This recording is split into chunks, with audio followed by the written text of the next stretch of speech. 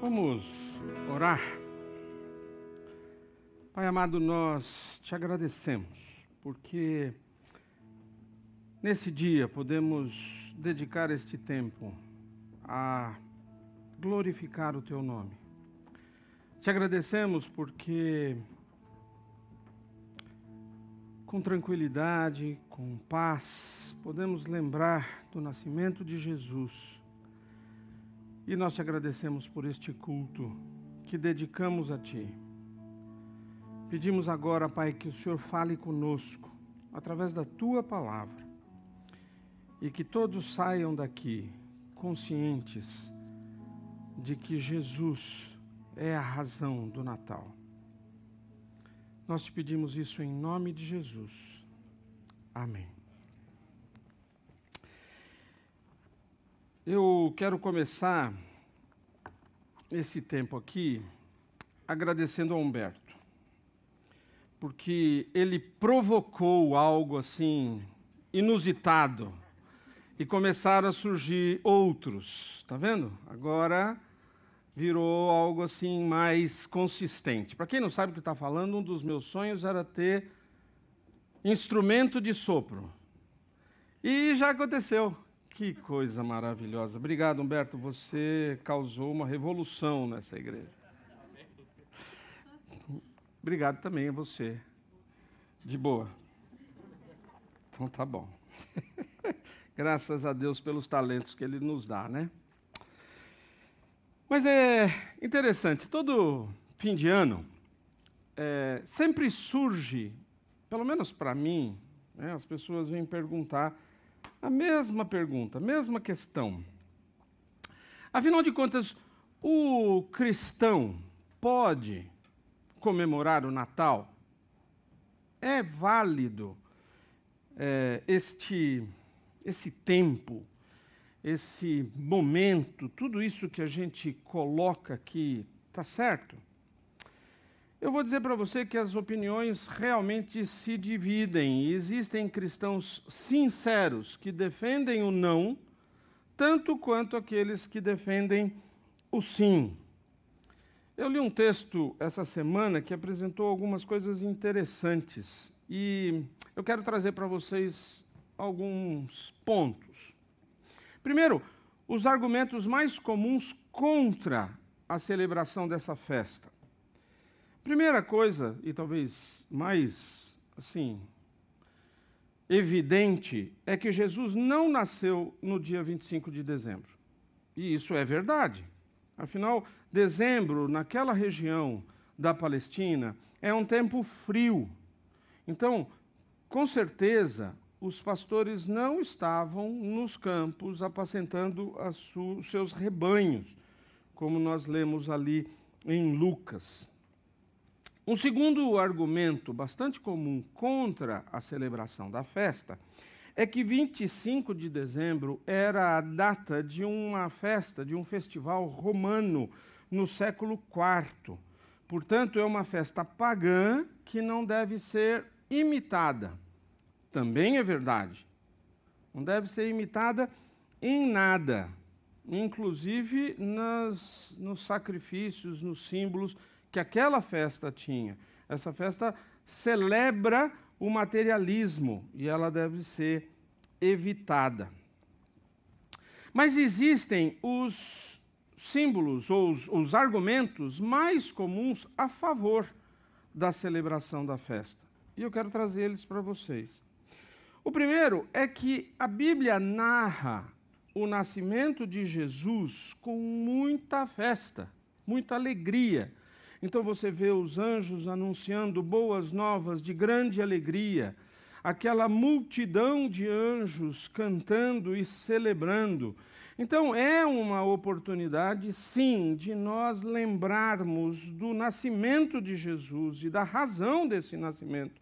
E ela deve ser aproveitada, sim. E um segundo argumento a favor é que nós podemos tirar todos os elementos pagãos da festa e aproveitar o que essa festa tem de bom. É um feriado. Já está determinado isso. Então nós podemos aproveitá-lo reunindo a família, falando sobre Jesus, com alegria pelo nascimento de Jesus, a decoração que nós fazemos em casa sem nenhuma idolatria. Eu concordo com o autor que ele defende a seguinte opinião: a Bíblia não ordena que os cristãos celebrem o Natal, mas ela também não proíbe. Então é uma questão de consciência e de sabedoria. O Natal é livre para ser comemorado pelos cristãos, sim, sempre com alguns cuidados. Então, o primeiro cuidado que eu quero recomendar é que nós não devemos ou somos obrigados a comemorar o Natal, mas nós podemos, se nós quisermos, mas não como o mundo comemora. E é nesse ponto que mora a sabedoria. Primeiro, não confunda Papai Noel com Papai do Céu. Eu aconselho a vocês a não mentirem para as crianças, falando coisas do Papai Noel que não são verdade. Nós podemos dizer às crianças que o Papai Noel é um símbolo, é de mentirinha. Mas Deus e Jesus são de verdade. Dizer que Jesus é um amigo que sempre está com a gente, que dá perdão para as coisas más que nós fazemos, que nos promete uma vida maravilhosa no futuro, são coisas que nós podemos dizer para as crianças sempre. Uma segunda observação: a árvore de Natal é só um enfeite bonito. Não tem nada de idolatria. Nós não adoramos a árvore de Natal. Então, uma terceira coisa é que enfeitar a sua casa com luzes, com pisca-pisca, com apetrechos, não faz de você um pagão. Você apenas decorou a sua casa numa data especial. E, convenhamos, fica muito bonito. O cristão precisa fazer tudo com moderação. Então eu recomendo a você que evite a gula, a bebedice, o consumismo, que são muito comuns nessa época. Faça tudo para a glória de Deus. Até mesmo o comer, o beber, a alegria da festa em família. O verdadeiro sentido do Natal não é receber e dar presentes. Não foque nisso. Mais importante do que os presentes que você vai ganhar, ou até mesmo daqueles que você vai dar, é responder a pergunta para quem você será presente durante o próximo ano. O verdadeiro sentido do Natal é que Deus se tornou homem para pagar o preço da salvação de todo o mundo.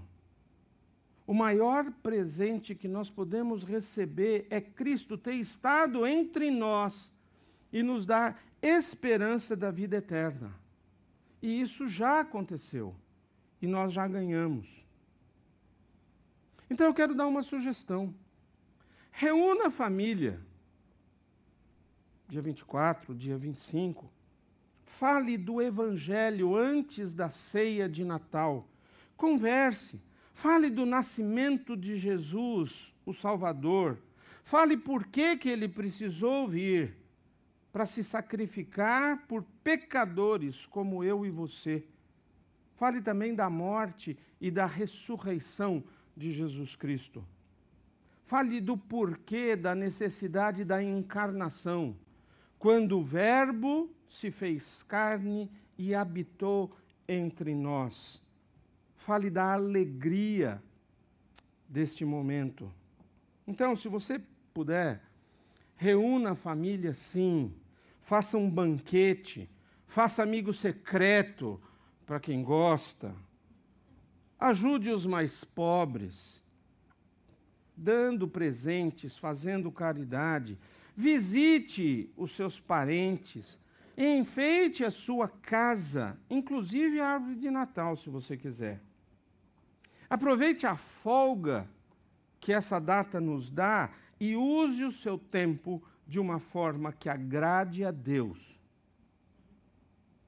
Cuidado para não rejeitar a festa por completo, como se fosse coisa do demônio, e acabar por cair num legalismo que nos distrai da boa notícia que é a vinda de Jesus ao mundo. Qualquer que seja a sua convicção, a sua história sobre esta festa, o importante é abençoar as pessoas, não só nessa época, mas durante o ano todo. Porque dar as notícias de que Jesus veio ao mundo, morreu e ressuscitou para nos salvar tem que ser feito sempre. E não só em dezembro. Nós precisamos lembrar de quem é o responsável por toda essa coisa de Natal. É tudo sobre como Deus amou o mundo, tanto que deu o seu Filho único para que todo aquele que nele crer não pereça, mas tenha vida eterna. É simples, não é? Parece simples. E, na verdade, eu creio que é assim que deveria ser. Simples. Por isso eu quero dar uma olhada nessa manhã, como é que você pode deixar o seu Natal simples. Simples assim. Eu sei, a gente faz um monte de coisas boas nessa época do Natal. Mas existe uma história na Bíblia que pode nos ajudar a simplificar as nossas vidas, mesmo durante essa época de correria. Abra sua Bíblia em Lucas, capítulo 10. Nós vamos ler alguns versos a partir do 38. Não é um texto de Natal, mas ele vai nos ajudar a pensar nessa época com mais simplicidade. Lucas, capítulo 10, verso 38. Se você está seguindo Lucas, um capítulo por dia, você já passou por essa história, né? A palavra de Deus diz assim para nós: Jesus e seus discípulos seguiram viagem e chegaram a um povoado onde uma mulher chamada Marta os recebeu em sua casa. Sua irmã, Maria, sentou-se aos pés de Jesus e ouvia o que ele ensinava. Marta, porém, estava ocupada com seus muitos afazeres. Foi a Jesus e disse: Senhor, não o incomoda que minha irmã fique aí sentada enquanto eu faço todo o trabalho? Diga-lhe que venha me ajudar. Mas o Senhor respondeu: Marta, Marta, você se preocupa e se inquieta com todos esses detalhes. Apenas uma coisa é necessária. Quanto a Maria, ela fez a escolha certa e ninguém tomará isso dela. Hoje eu quero dar algumas dicas para você de como é que você pode simplificar o seu Natal. E isso vai nos permitir ter um fim de ano mais agradável e alegre. O primeiro passo que você tem que dar é ver as coisas da maneira como Deus vê. Essa não é uma tarefa fácil de fazer. Nós normalmente não conseguimos olhar através dos olhos dos outros. Afinal, muitas das nossas discussões, dos nossos desacordos acontecem porque nós não podemos entender ou conhecer. Nós não temos tempo e às vezes não temos vontade de aprender sobre a história e a vida do outro. Além disso, nós nem sabemos tudo que está acontecendo na vida daqueles que nós estamos tentando convencer com o nosso padrão ou a nossa visão de mundo. Mas apesar desse não ser um exercício fácil, eu quero tentar fazer isso com vocês. Eu quero pedir que você pense na sua rotina de férias, de Natal. Repasse a sua típica véspera de Natal e o dia de Natal na sua mente. Você pode começar pensando em você, abrindo presentes, naquela alegria toda, naquela festa. Algumas decepções, mas às vezes acontece. E você pode acabar com esses pensamentos lá no almoço do dia de Natal, que normalmente a gente come comida francesa. Restou Dompté. Agora eu quero que você faça esse mesmo exercício, essa mesma coisa, mas dessa vez eu quero que você olhe como Deus vê essas atividades.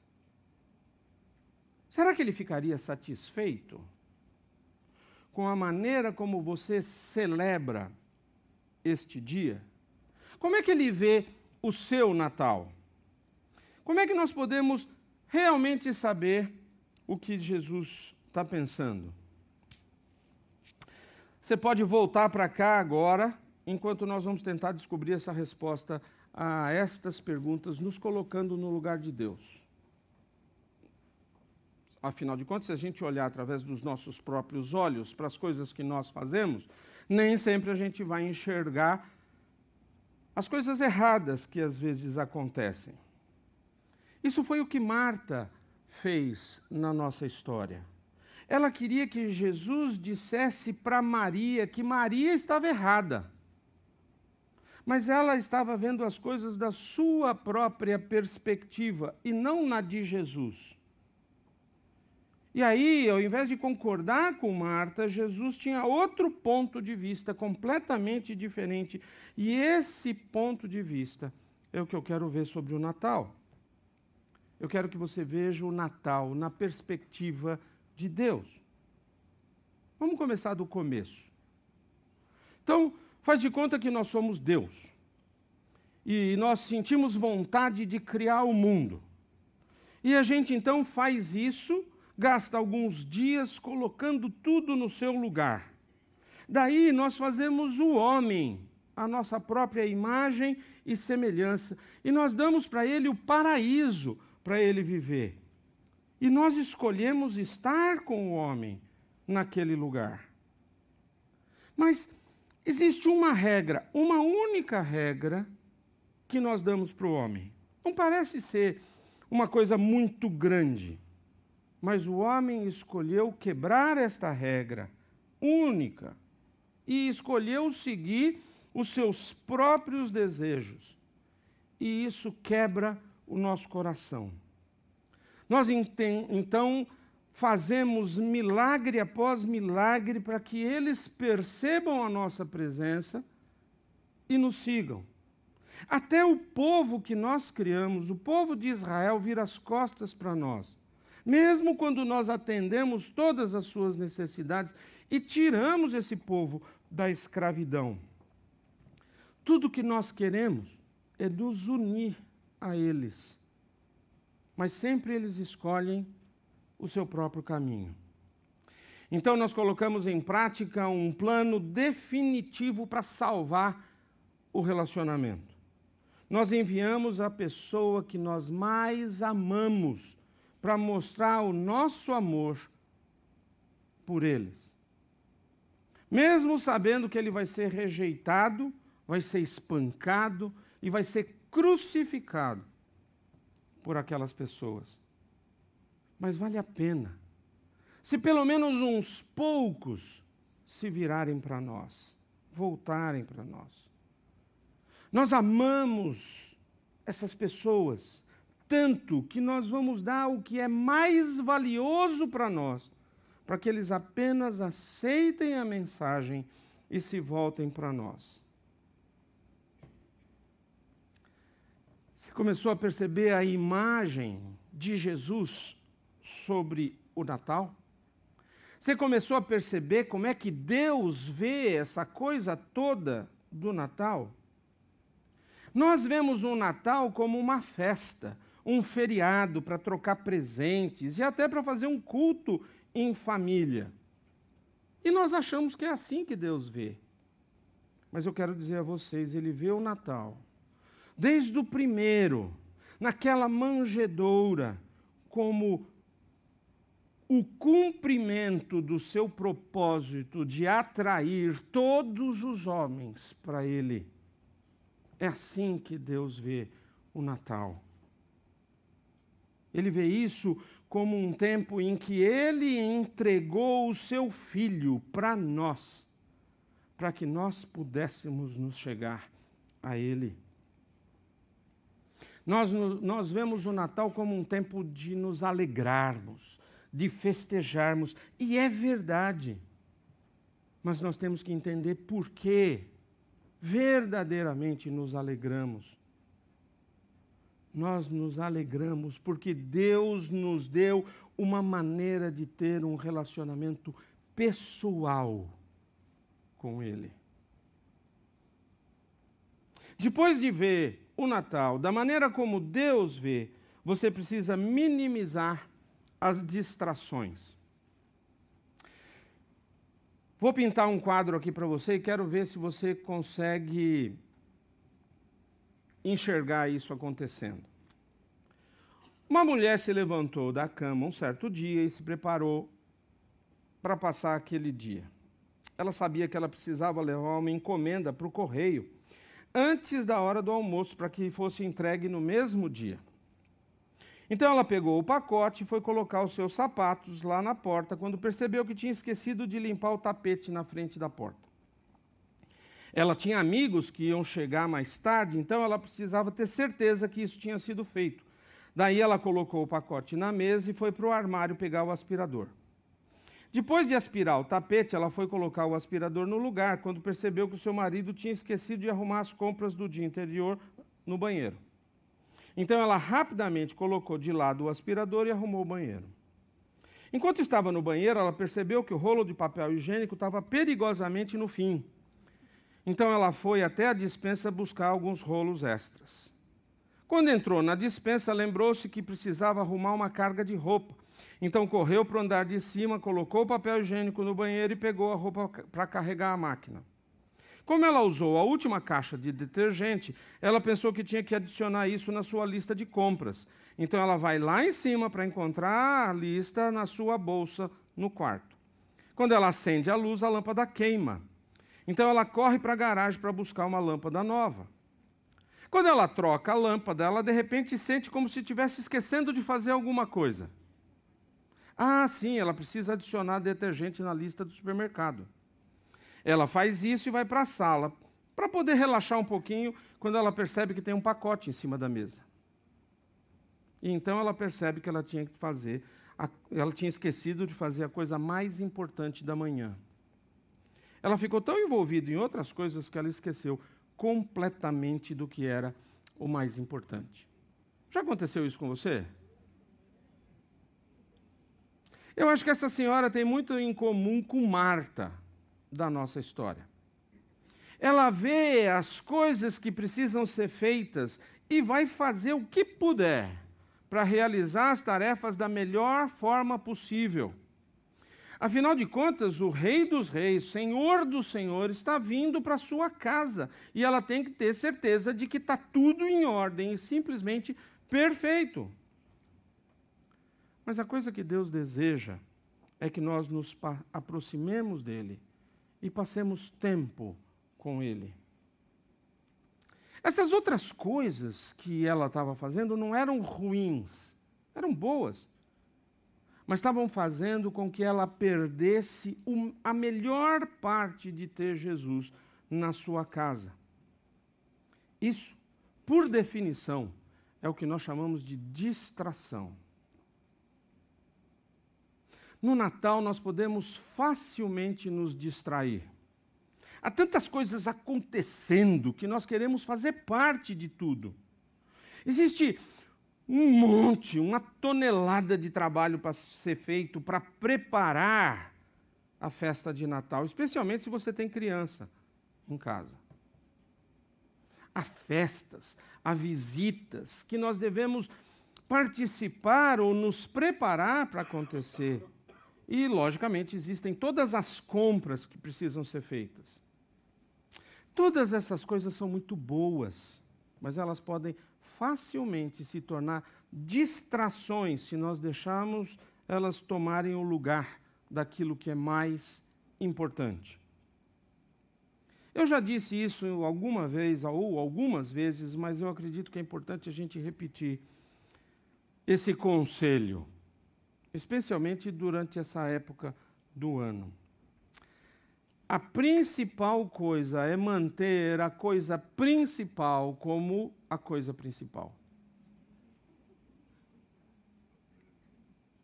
Nós não podemos ficar tão distraídos pelos acontecimentos da época de Natal que nós perdemos a oportunidade de ter tempo com Jesus.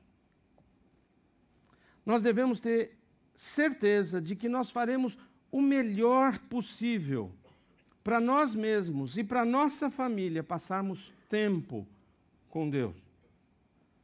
Isso pode ajudar muito a você simplificar o seu Natal.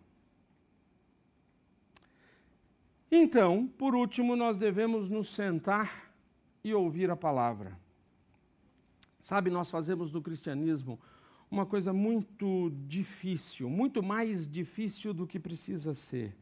Nós complicamos demais a nossa vida. É verdade.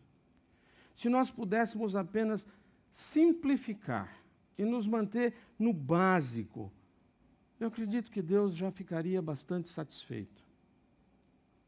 Deus quer que nós leiamos a Bíblia, oremos e proclamemos o Evangelho. É isso que Ele quer que a gente faça. Se nós fizermos sinceramente e continuamente estas coisas, todo o resto vai entrar no lugar certo. Maria entendeu isso quando estava sentada aos pés de Jesus. Ela se sentou aos seus pés, que é o que nós fazemos quando nós nos aproximamos de Deus em oração.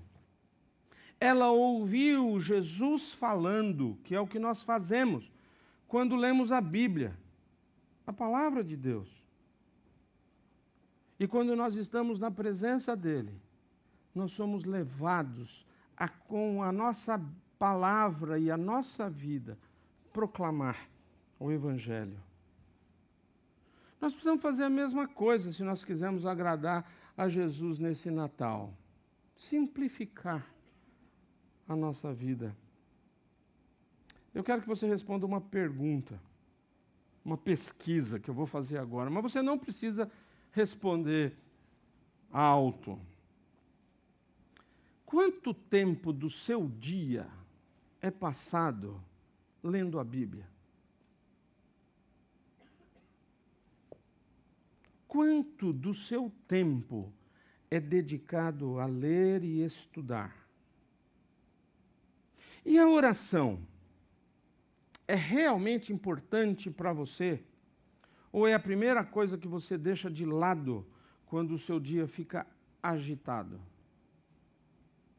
Você ora mesmo, de verdade? Você proclama o Evangelho com a sua vida, através das suas ações? Ou é só uma coisa de vir à igreja no domingo? Você sabia que se nós realmente nos dedicássemos seriamente sobre a leitura da Bíblia, sobre a oração e sobre a proclamação do Evangelho, nós seríamos extremamente perigosos? Se nós fôssemos sérios no discipulado, na nossa experiência com Jesus, nós estaríamos revolucionando o mundo. Então eu quero desafiar você hoje, no finalzinho deste ano, a simplificar a sua vida espiritual. Fazendo essas 3 coisas diariamente, porque elas também são a chave para você simplificar a sua vida nesse Natal. Eu quero encerrar com um resumo e um desafio. Cristo foi amor por você e por mim. E Ele ainda é amor. O desejo dele, o desejo mais profundo dele nessa época do Natal é nos alcançar com esse amor. Mas primeiro nós devemos ver este fato, olhando para o Natal através dos olhos de Deus, da perspectiva de Deus. Então, nós precisamos minimizar as distrações. E, por fim, devemos nos sentar aos seus pés e ouvir a sua palavra. Essa é a maneira de você simplificar o seu Natal. Tornar gostoso, alegre. Lembrar o verdadeiro motivo para a festa. Deus quer que esse seja um momento de invocação, um momento de recebermos o seu amor e a sua graça. Então, eu quero dizer para você que eu oro para que você escolha a melhor parte e nós façamos isso de todo o coração. Você tem agora, esta semana, esses próximos dias, para pensar em como vai ser o seu próximo ano. Por isso eu quero desafiar você a colocar essas dicas para simplificar o seu Natal em prática desde já. E fazer com que isso seja o seu modo de vida, daqui para frente. Para que as festas de 2020 sejam mais significativas na sua vida do que serão agora as festas de 2019. Nós vamos encerrar esse culto cantando. E depois nós vamos orar. Enquanto nós estivermos cantando essa música conhecida de Natal, converse com Deus, para que Ele possa fazer da vida simples a sua vida.